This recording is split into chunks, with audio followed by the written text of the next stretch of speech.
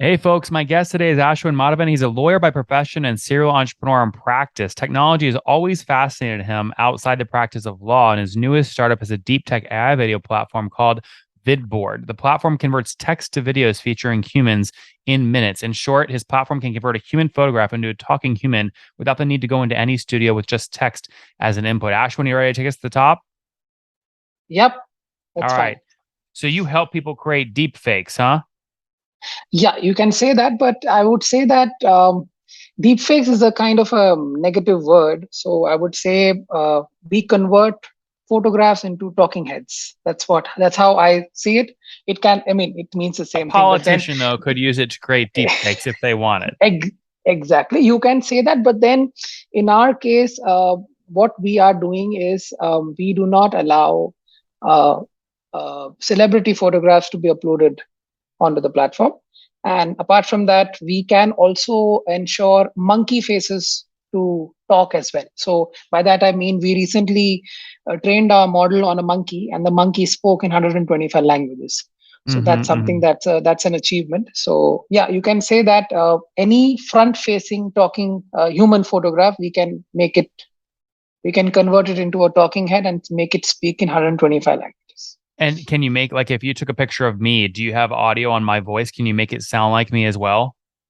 Not at the moment, but yes, there are certain other companies which are into voice cloning. So if in the future we ever want to collaborate with such folks, yes, then I can easily clone your voice, and yeah, you don't have to worry about talking in different languages. All you need Mhm. is a script, and the AI voice will make you talk in, say, German, French, What English, are folks what whatever are you folks need. paying on average per month to use this technology?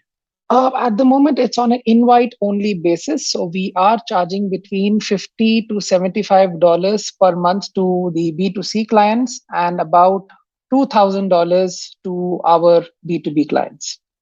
That's a massive gap. Which one are you focused on? At the moment, we are focused on gaining as much traction when it comes to B2B, because eventually this product will be, we will be focusing on the B2C, B2B segment. But to be honest, at the moment we are on two boats. But once we see traction, and once our product is fully ready, which should take about another 6 months, then we would be going all guns blazing in the B2B segment. So do you know no customers then today on the B2B side?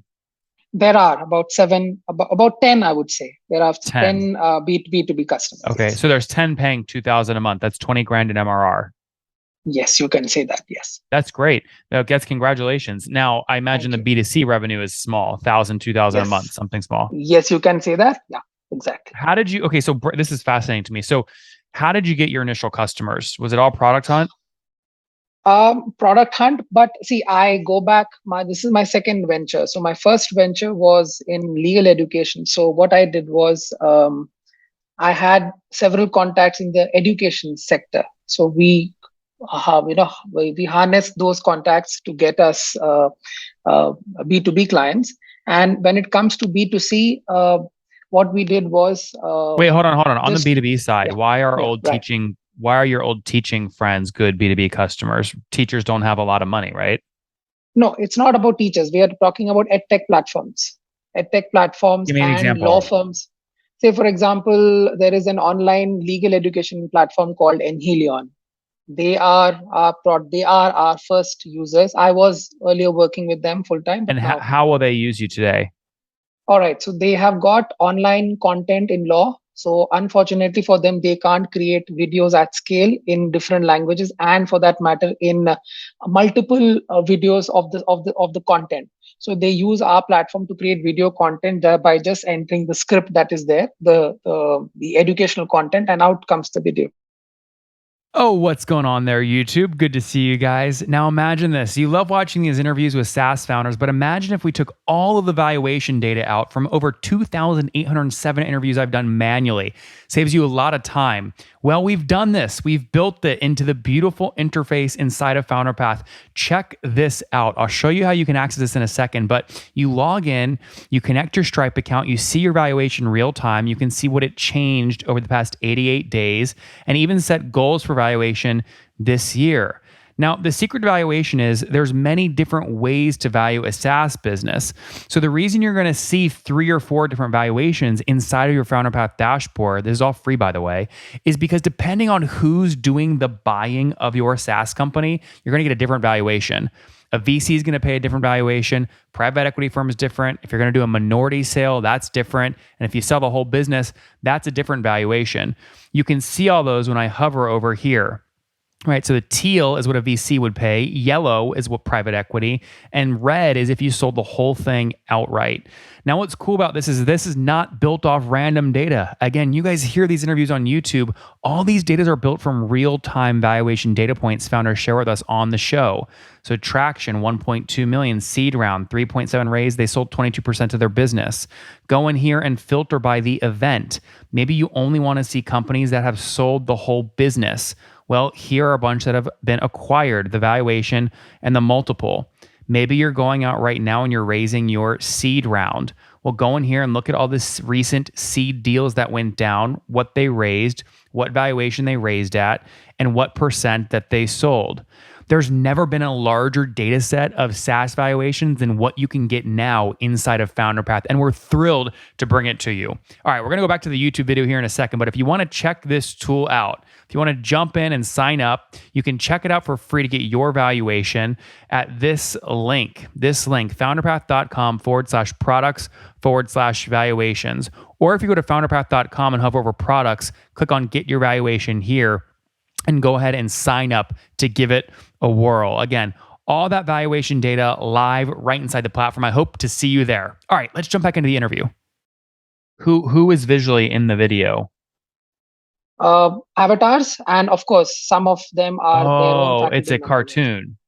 Not cartoon. It's not human photo. Like I can click your photograph and I can convert it into a talking avatar. Well, my point is if I'm at a legal firm and my boss, right, the attorney sends me 10 training videos to watch and I start watching those and it's not him or it is his face, but I don't hear his voice, like if that's not going to work, right? So what is it? You just make up a person and put it in the video? No, it's not that. See, I'll be very straight here. It's not about whether the voice is actually there. What we have found from our customer base is they are not interested in whether we are able to clone the voice. They are more interested in whether we can replicate a person in a normal video presentation without him entering the video studio to create his own video. So what we have done here, but it won't be in his voice, right? Why don't you just send them a podcast audio? Why don't you just send them an audio file? I don't understand why the video is important. Video is important because people resonate with video a lot. I have, myself created video content, and it is extremely important especially for legal courses and management courses where people want to see video content. They want to see a presenter creating that video. They want to see that, but not your voice. Like if I was learning from you and you were my boss and you sent me videos of you, it would be you, but it won't be your voice, right? It'll be your stock voice. It doesn't matter. We have not faced any problems. I think that really matters, but you're seeing something different. So I believe you because you're in the industry. Let's go back and put this on a timeline. When did you launch the business? What year? We started the business. The idea came in 2020, December. It took us about 8 to 10 months to train our models, and our MVP was ready in August 2021. But then when we entered the market with the MVP, we wanted people to test. So they told us that we should have a proper video creation tool with us, wherein people are drag dropping assets onto the canvas and creating templates, colorful templates, along with the avatar, and then adding text and making animation around the text. So that took us about 3 to 4 months. And by June, we launched it on Product Hunt. And here we are. And so how many signups did you get from Product Hunt? From Product Hunt that day, we got about 1,500. Well, you got 426 upvotes. That drove 1,500 signups? Yes. What is it? What do you consider a signup? An email signup? A registration onto the platform for accounts. Yeah, you can say that. Well, that requires an email, right? Yes. Okay. Well, that's incredible. I rarely see someone get more signups than the number of upvotes. You did see the other way around. No. I'll tell you how it happened was, in our case, We launched it on a Saturday, but when we launched it in a, I mean, since it was a Saturday, the upvotes are less. But then by the time we went into the week, into the next week, we saw traction coming from LinkedIn and other social media websites. So overall, it was 1,500. Okay, so not just from product hunt. This is just like launch week in general, including social Yes, you can media. say that. Yes, yeah. But you can say the product hunt was the, I would The say, the start. push. Yeah. Yeah. And then, but it sounds like 10 of those signups converted to B2B customers and what, a couple dozen converted to B2C customers? No, it's not that. We never asked anybody to, I would say, pay. It was like it is on an invite basis only at the moment. We are inviting people to join, and we are inviting them to test our So product. what do The you ones look for in who the 1,500 signups to determine who to invite? see these invitations are not they are the people who we know in our business community who can give us feedback and honest feedback when it comes to what the product is and how the product is and what all we can improve. And based on the feedback that we have got, we are going into phase two, and hopefully by the year end we should be launching phase two of our product. Okay. So you're doing $2,000, 20,000 a month right now in revenue. What were you doing a year ago? Nothing? Nothing. That's awesome. Okay. And bootstrapped it or have you raised capital? Bootstrapped as of now. Hopefully, God willing, by next year, May, June, we should be in a position to start talking to investors. Why do you want to raise We money? see right now we want to do a lot of stuff when it comes to the product, and for that we would require external capital. And right now, since we would also want to hire good AI research scientist, because at the moment we are two of us. I'm not a research scientist, so my co-founder Tushar is. So based on his understanding of things, we would be requiring a lot of people in this domain. For that, we would require funds, and that in order to hire good talent. So we'll be spending money on raising on hiring good talent as well as on promotional activities. And how much capital would you want to raise? At the moment, our basic estimate is about $650,000. And what's your team size today? How many people? At the moment, we are 7 of us. 7. Wow. How many engineers? Yeah. We are how many? 1, 2, 3 engineers.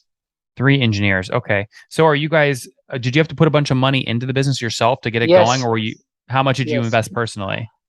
Personally, I've invested about, in dollar terms, about $60,000. Okay. So was that just money you had saved up or from your old job or what? My old startup. Is that all your money? Does it make you nervous? Do you have to make this work or is that like play money for you? See, to be honest, you have to take those risks, and I'm not nervous. I know it's going to do well. And we have seen, I was nervous on the day of the launch on Product Hunt, but then to our surprise, things went up, up, up, not down. And the investor community and the incubator community across the world, including Canada and the United States, they genuinely appreciated the product, and some of them did contact us to understand more and invited us to join their incubation cell. So we are still in the discussions of where to join and what to do. Hopefully, by say November, you will hear the news as to where we are going. Awesome, Ashwin. Well, on that note, let's wrap up here with the famous 5. Number 1, favorite business book. Favorite business book would be Art of the Startup by Guy Kawasaki. Number 2, is there a CEO you're following or studying? I have been studying many people, but then the biggest one is Steve Jobs. Number 3, what's your favorite online tool for building the business? There aren't any. I'm a traditional guy, so being a lawyer, so I generally don't use a lot of tools. Number 4, how many hours of sleep do you get every night? 8 hours. And situation, married, single, kids? I am single. I've got a 4-legged son. He's sleeping around somewhere. His name is Bo. I've named it after Barack Obama. Amazing. Okay, no kids. And how old are you? I'm 35. 35. Last question. Something you wish you knew when you were 20? Something I wish I was in my 20s. Okay. Something you wish you knew. You wish you knew in your I 20. oh, I wish I knew in my 20s. I would say I wish I was a techie. I ended up Mhm. becoming a lawyer. I wish I was a techie. Yeah. I could have done a Wish lot. Wish he was a techie. Well, he is now. Vidboard.ai launched, guys, a couple months ago. They're already doing $20,000 a month in revenue across 10 customers. Invite only, over 1,500 on their wait list. Successful launch on Product Hunt with 426 upvotes. It's an AI-powered platform that allows you to put up a picture, and they'll basically make the mouth move and put up any text you want. It's really useful for translating the same audio into different languages or things of that nature when you're creating courses or training internally for your team. We'll see what happens next. Ashwin, thanks for taking us to the top. Thank you so much. Thank you so much. Take care, Nathan.